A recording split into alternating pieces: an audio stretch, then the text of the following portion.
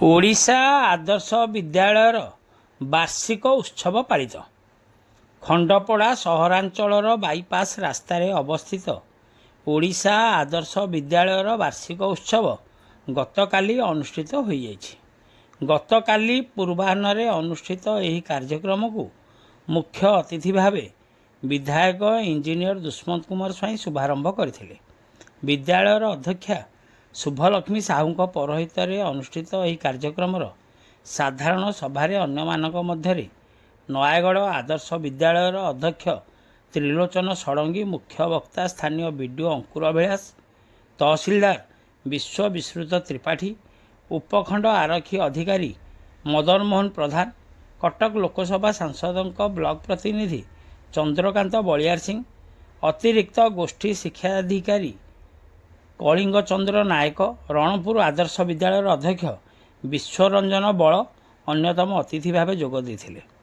ବିଦ୍ୟାଳୟର ବରିଷ୍ଠ ଶିକ୍ଷକ ମନୋଜ କୁମାର ବିଶ୍ୱାଳ ସ୍ୱାଗତ ଭାଷଣ ପ୍ରଦାନ କରିଥିବା ବେଳେ ଶିକ୍ଷୟିତ୍ରୀ ସୁଲଗ୍ନା ପ୍ରିୟଦର୍ଶିନୀ ରଥ କାର୍ଯ୍ୟକ୍ରମରେ ସଂଯୋଜନା କରିଥିଲେ। ଆସନ୍ତା ଆର୍ଥିକ ବର୍ଷରେ ବିଦ୍ୟାଳୟର ପ୍ରାଚୀର, ଖେଳ ପଡ଼ିଆ, ହଷ୍ଟେଲ ଆଦି ବକେୟା ଥିବା ଉନ୍ନୟନ କାର୍ଯ୍ୟ ଆରମ୍ଭ କରିବାକୁ ବିଧାୟକ ପ୍ରତିଶ୍ରୁତି ଦେବା ସହ ଏଥିଲାଗି ଆବଶ୍ୟକ ସ୍ଥାନ ପରିଦର୍ଶନ କରି ଉପସ୍ଥିତ ତହସିଲଦାର ଓ ବିଡିଓଙ୍କୁ ଆନୁଷଙ୍ଗିକ କାର୍ଯ୍ୟ କରିବା ପାଇଁ ନିର୍ଦ୍ଦେଶ ଦେଇଥିଲେ।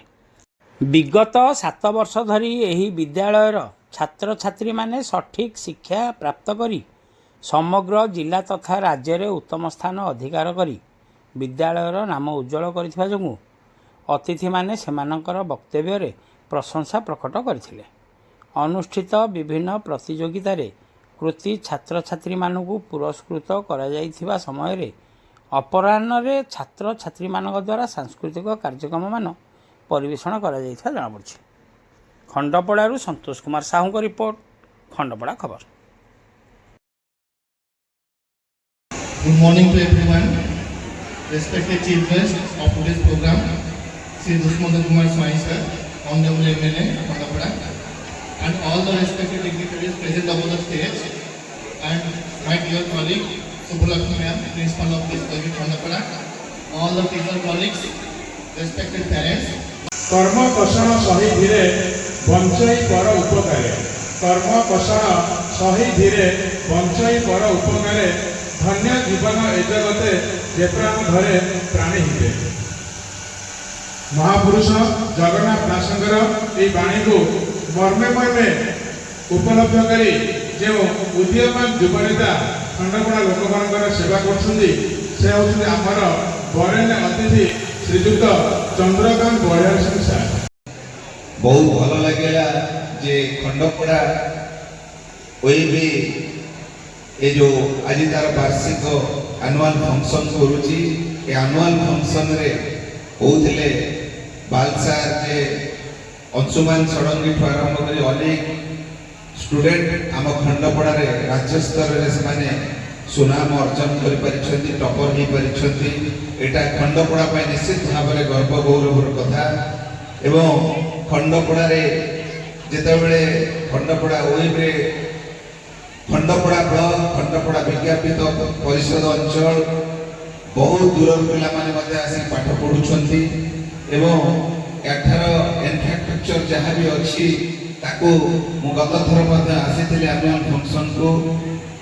ସମସ୍ତଙ୍କର ଅଭିଯୋଗ ଥିଲା ଏବଂ ଏଠି କିଭଳି ଭାବରେ ଗୋଟେ ଖେଳ ପଡ଼ିଆ ହେଉ ବା ବାଉଣ୍ଡରୀ ହେଉ ଏମିତି ଅନ୍ୟାନ୍ୟ କଥା ଥିଲା ଯାହାକୁ ବର୍ତ୍ତମାନ ଶୁଣିବାକୁ ପାଉଛି, ଯାହାକୁ ବର୍ତ୍ତମାନ ତାହାକୁ ସେ ଖେଳ ଯେଉଁ ଖାଲ ଥିଲା ତାକୁ ମାଟି ପୂରଣ କରାଯାଇ ଫିଲ୍ଅପ୍ କରାଯାଉଛି ଏବଂ ସବୁ କ୍ଷେତ୍ରରେ ଆମେ ମାନ୍ୟବର ବିଧାୟକଙ୍କ ସହଯୋଗରେ ଏବଂ ସମସ୍ତ ଜନପ୍ରତିନିଧିଙ୍କ ସହଯୋଗରେ ଆଜି ଏ ଅଞ୍ଚଳର ସହିତ ଓଏବିର ମଧ୍ୟ ଯାହା ଯାହା ଆବଶ୍ୟକତା ଅଛି ତାକୁ ପୂରଣ କରାଯିବା ପାଇଁ ଆମେ ସମସ୍ତେ ସହଯୋଗ କରିବୁ।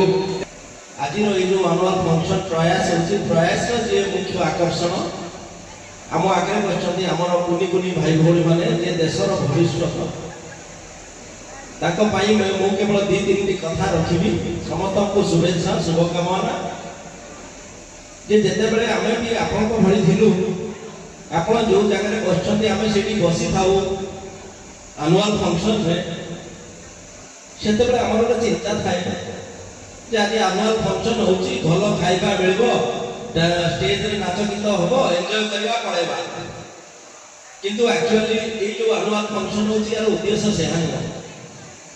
ୟାର ଉଦ୍ଦେଶ୍ୟ ହେଲା ଯେ ଆମେ ବର୍ତ୍ତମାନ ଯେଉଁଠି ଅଛନ୍ତି ଏବଂ ଆମ ପାଖରେ ଯେଉଁ ସମ୍ମାନୀୟ ଅତିଥିମାନେ ଅଛନ୍ତି ତାଙ୍କ ଭିତରେ ଆମର ଗୋଟେ ଗ୍ୟାପ୍ ଥାଏ। ଆମେ ଭାବୁ ସତରେ କ'ଣ ଆମେ ସେ ଜାଗାକୁ ଯାଇପାରିବୁ?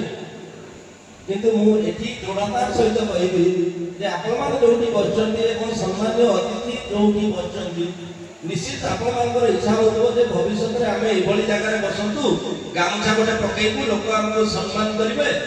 ନିଶ୍ଚିତ ଆମେ ଚେଷ୍ଟା ରଖିବୁ ଏ ଜାଗାକୁ ଆସିବା ପାଇଁ। ମୁଁ ଆପଣଙ୍କୁ କଥା ଦେଉଛି, ଆପଣଙ୍କର ପ୍ରଜ୍ଞା ଆଉ ବୁଦ୍ଧିମତ୍ତା ଯେତିକି ଅଛି, ଯେଉଁ ପରୀକ୍ଷା ଦେଇକି ଆପଣ ଆଜି ଓଡ଼ିଶା ଆଦର୍ଶ ବିଦ୍ୟାଳୟର ଛାତ୍ରଛାତ୍ରୀ ହିସାବରେ ଅଛନ୍ତି, ଆପଣଙ୍କ ପାଇଁ ଏ ଜାଗା ଆଉ ଅଳ୍ପ ବାଟ, ବେଶୀ ଦୂର ନାହିଁ, ବହୁତ ସହଜ ବାଟ।